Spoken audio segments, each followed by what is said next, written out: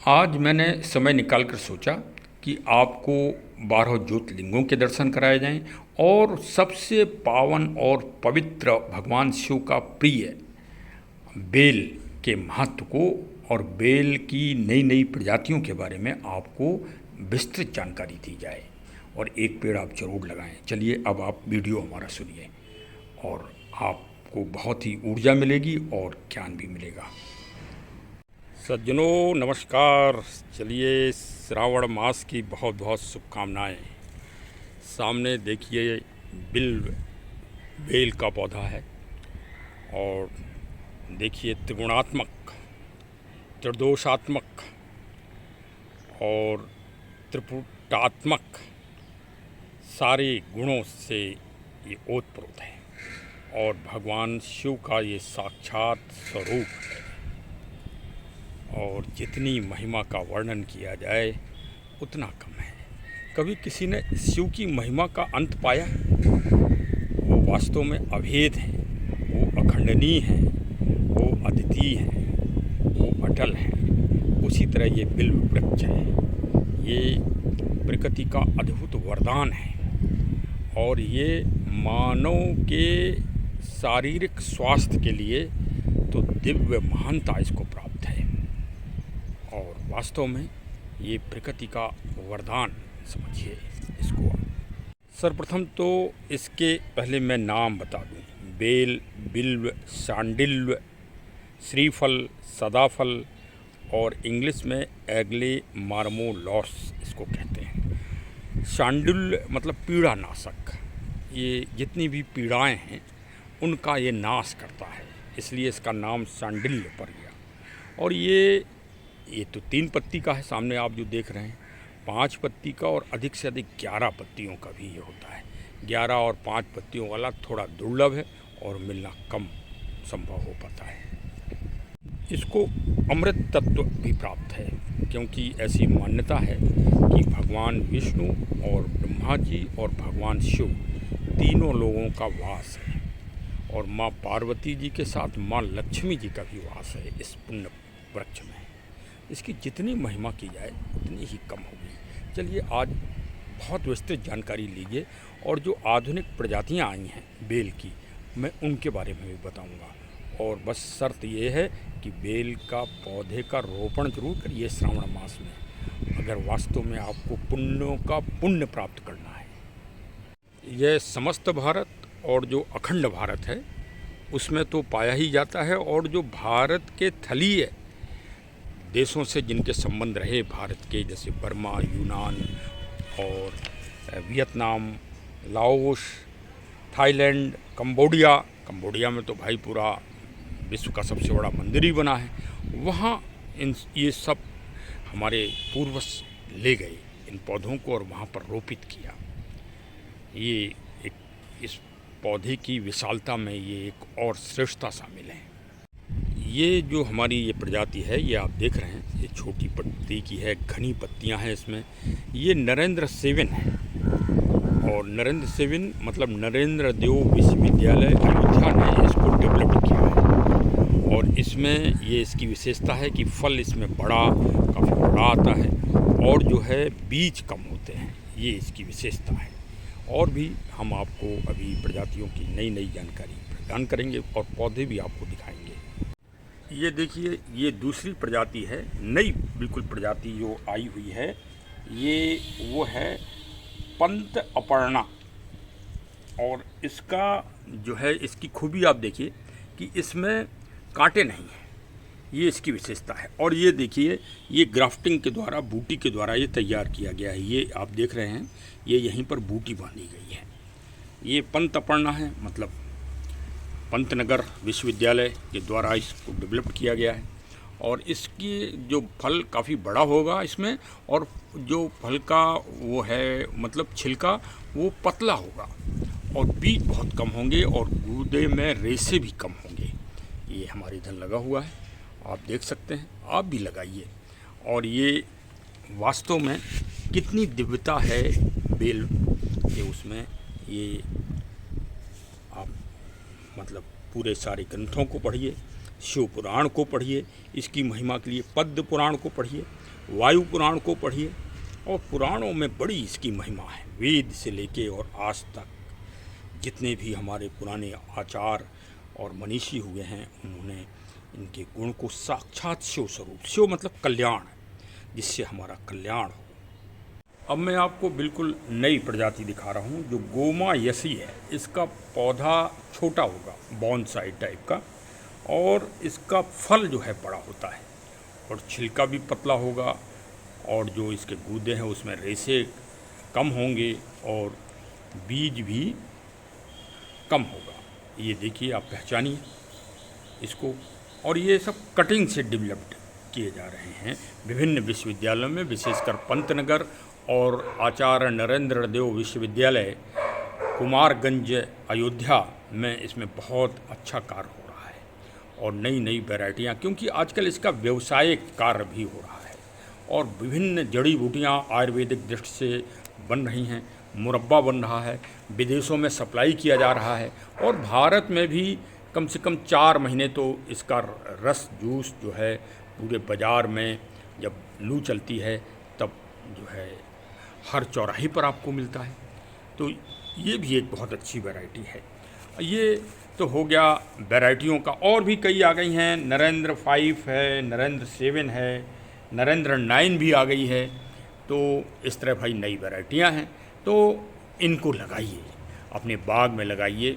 अब आजकल और पंत और अपर्णा और पंत उर्वशी, ये भी छोटी वैरायटियां हैं, इनको आप अपने लॉन में भी लगा सकते हैं। और अगर आपको घर में इसको लगाना है, अपने गमले में लगाना है, तो आप इसको वास्तु की दृष्टि से उत्तर पश्चिम वाले कोने में लगाइए, तो आपको यश, सम्मान और वंश सब में अवृद्धि का, हम नहीं, ये तो शास्त्र कहते चले आ रहे हैं। अरे एक शास्त्र कहे तो बात अलग है, ये तो पूरी महिमा शास्त्रों ने गाई है बेल वृक्ष की। अब बताइए, हम लोग पढ़े हुए हैं वो जो चाइनीज़ संस्कृति के पौधे फेंग सुई आदि को लगाने के चक्कर में, जो सिर्फ पैसा कमाना जान रहे हैं, आपका पैसा जो है आकर्षण को दे के वो कमा रहे हैं। खैर कोई बात नहीं, जिसको लगाना है वो लगाए। हम तो आपको सलाह देंगे कि वो पुण्य और वो दिव्यता से जुड़िए जो आदि से आदि काल तक आगे भी चलेगी और पीछे भी चलेगी। और स्वास्थ्य की दृष्टि से देखिए, आज हर चीज़ का परीक्षण हो रहा है। हमारे पूर्वजों और मनुष्यों ने तो आदिकाल में इनका परीक्षण कर लिया, आज मशीनों के द्वारा परीक्षण हो रहा है, तभी वो चीज़ मानी जा रही है कि वास्तव में इसमें ये तत्व पाए जा रहे हैं कि नहीं पाए जा रहे हैं। तो आज तो पूरी तरह से स्पष्ट हो गया कि इसमें लोह, कैल्शियम, पोटेशियम, मैग्नीशियम आदि दुनिया भर की चीज़ें जो हमारे शरीर की के लिए बहुत ही फ़ायदेदायक हैं और स्वास्थ्य की दृष्टि से हैं। मैं तो ये कह रहा हूँ कि पूजा की नई पद्धति चालू कर दीजिए श्रावण मास से। जब आप भगवान को प्रसाद चढ़ाते हैं, लड्डू चढ़ाते हैं, तो लड्डू आप घर ले जाते हैं ना भाई, पेड़ा चढ़ाए तो घर ही तो ले जाएंगे। कोई भी चीज़ भगवान को चढ़ाते हैं प्रसाद के रूप में घर ले जाते हैं। इसी तरह भगवान शिव को जब भी आप बेलपत्र चढ़ाएं तो वहाँ से अगर 5 चढ़ाएं तो 3 पत्ते अपने घर ले लें और उनको चाहे कच्चा ही खा जाएं, चाहे उनका जूस रस बना लें, गर्म पानी में बॉयल करिए। बॉयल करने के बाद करीब 1 गिलास लीजिए और आधा गिलास जब वो ले जाए, रह जाए पानी, तो उसको आप पी जाइए। तो फिर आपको डायबिटीज़ से छुट्टी मिलेगी, आपको हाई ब्लड प्रेशर से छुट्टी मिलेगी, आपको गठिया से छुट्टी मिलेगी, आपको पेट विकार से छुट्टी मिलेगी। और सबसे बड़ी बात यह है कि जो हमारे शरीर के ऑर्गन्स हैं, ये उनको मजबूत प्रदान करता है। इसीलिए इसे श्री फल कहा गया है। श्री मतलब अमृत फल, अमृत फल की इसको उपमा दी गई है। और मतलब जैसे बेल का फल है, उसको लाके आप रख दीजिए और वो सूख जाए, और फिर उसको आप अगर पानी में डालिए या बारिश में वो आ जाएगा, तो बारिश में वो पेड़ में लगे लगे फिर हरा हो जाएगा। ये तो जिसमें अमृत तत्व होंगे उसी में तो ये नेचुरलिटी पाई जाएगी कि ये आम की गुठली में पाल जाएगी। आम की गुठली में अलग तत्व होंगे, लेकिन ये महान तत्व आयुर्वेद के बेल में ही हैं। इसीलिए आध्यात्मिक रूप से भगवान शिव से, जिससे आप में अखंडता बनी रहे, आप में प्रकृति के प्रति और आयुर्वेद के प्रति हमेशा ऊर्जावान आप रहें, इसलिए ये हमारी एक पूजा पद्धति से जोड़ दिया गया है। और उसका एक विज्ञान है। जब भी आप बेल का पत्ते को हाथ से पकड़ते हैं तो आप ये समझिए कि आपका आपका सिस्टम जो है, आपके स्किन का सिस्टम तरलता प्राप्त करने लगता है और वो अपना कार्य चालू कर देता है। आपके शरीर में एक रिएक्शन होने लगते हैं।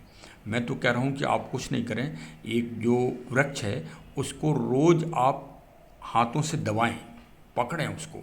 आपको देखिए कि आपको स्पंदन होगा और आपको ऊर्जा प्राप्त होगी। आप इसे करके देखिए, कहीं भी बेल का पौधा लगा हो उसका आप आलिंगन करिए, आप उसे पकड़िए, देखिए।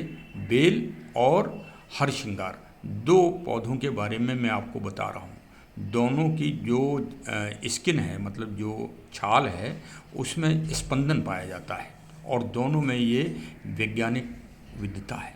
भगवान शिव को क्यों चढ़ाया जाता है ये दूध के साथ विशेषकर, इसका तो बहुत प्रचुर विज्ञान है। इस विज्ञान को तो अभी तक कोई वैज्ञानिक या आधुनिक व्यवस्था में कोई समझ ही नहीं पाया। आप 1 फीट ज़मीन को उर्वरक नहीं बना सकते, आप 1 फीट ज़मीन का ऊसर समाप्त नहीं कर सकते। उस ऊसर समाप्त करने की प्रक्रिया ही बेलपत्र और बरगद का वृक्ष और पीपल के वृक्ष के पत्ते हैं, समी वृक्ष। ये जो जीवाणु जो पैदा करने का पावर है मिट्टी में, मिट्टी को शुद्ध करने का जो पावर है, वो इन वृक्षों के पत्तों में ही ईश्वर ने प्रदान किया है। ईश्वर ने प्रदान किया है, ये मानवीय क्रिया नहीं है। मैं तो ये कह रहा हूँ कि 1 फीट ज़मीन कोई भी दुनिया का रसायन ठीक नहीं कर सकता, खेती को बर्बाद कर सकता है, लेकिन कृषि को ऊर्जावान और उर्वरकवान नहीं बना सकता। उसके लिए आपको इन प्राकृतिक चीज़ों का उपयोग करना पड़ेगा। और भगवान शिव को इसीलिए किया गया है, इसीलिए भगवान शिव पर ये चढ़ाया जाता है और चढ़ाने के बाद फिर ये यहाँ पे इसको डाला जाता है, वहाँ की मिट्टी स्वतः ही उर्वरक हो जाती है। ये इतना बड़ा विज्ञान इसमें छिपा हुआ है। चलिए, हम तो यही कहेंगे, भगवान शिव को आदि और अनादि काल से जैसे आप पूजते चले आए हैं वैसे ही पूजिए, घर घर पूजिए, गांव गांव पूजिए, नगर नगर पूजिए। और जो हमारे 12 ज्योतिर्लिंग हैं उनको तो जय जयकार बोलते ही रहिए। भगवान शिव का अगर अस्तित्व है, शिव से ई हटा देंगे तो 100 हो जाएगा। वही स्थिति मानव की होगी। जिस दिन भगवान शिव की प्रकृति पूजा बंद हो जाएगी उसी दिन 100 विहीन ये दुनिया हो जाएगी, 100 हीन दुनिया हो जाएगी। ये आप नोट कर लो। इससे सुंदरता समाप्त हो जाएगी। सत्यम शिवम सुंदरम, सत्यम शिवम सुंदरम। सो सुंदरम आखिरी में क्यों दिया गया है? भगवान शिव को पकड़े रहेंगे तो ये पृथ्वी, ये मानवता सुंदर ही सुंदर बनेगी। चलिए, हर हर महादेव। हमारे चैनल से अवश्य जुड़े रहें और इसका प्रचार प्रसार भी करें जिससे प्रकृति का जागरण हो।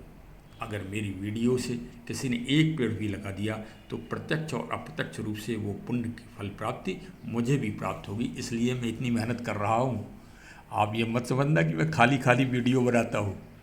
अगर 10 पेड़ भी लगा दिए ना तो उसमें कुछ हमारा अंश ज़रूर होगा और आप हमारी वीडियो को याद अवश्य करेंगे दिल से। आप हमारी वीडियो को दिल में बैठा लेंगे, मुझे पक्का विश्वास है, मुझे पक्का विश्वास है कि आप हमारी वीडियो को दिल में बैठा लेंगे और दिल में बैठा के आज ही बेलपत्र का पौधा एक लगाएंगे। अच्छी नर्सरी से खरीदिए जो पेड़ में अंकुरण हो रहा हो, वो पौधा खरीदिए। क्योंकि आजकल बारिश चल रही है, लोग बाग पिंडी बना देते हैं। मैं अभी 2 आम के पौधे खरीद के लाया और मेरा एक पौधा सूख गया है। क्यों? वो अभी ताज़ा खोदा गया था। तो देख लीजिए जिसमें अंकुरण हो रहा हो, नए पत्ते निकल रहे हों, उस पौधे को खरीदिए। चलिए, हमसे जुड़े रहिए। भगवान शिव में शांति, संतान और यश अगर तीनों प्राप्त करना है तो शिव को पकड़िए। और बहुत सारे लोग प्रत्यक्ष और अप्रत्यक्ष रूप से भगवान शिव को पकड़े हुए हैं, लेकिन वो कहते नहीं। इस दुनिया में मैं ये भी चमत्कार देख रहा हूँ कि पकड़े भगवान शिव को ही है, लेकिन कहते नहीं है। आप पकड़ के साक्षात करिए। आप सगुण उपासक हैं, आप सगुण उपासक हैं। सगुण उपासक का मतलब जो आप क्रिया करें भगवान के प्रति, वो दुनिया देखे, दुनिया आनंद ले, तब आप सगुण उपासक हैं।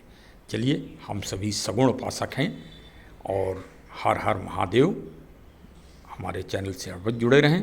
धन्यवाद, धन्यवाद, थैंक यू।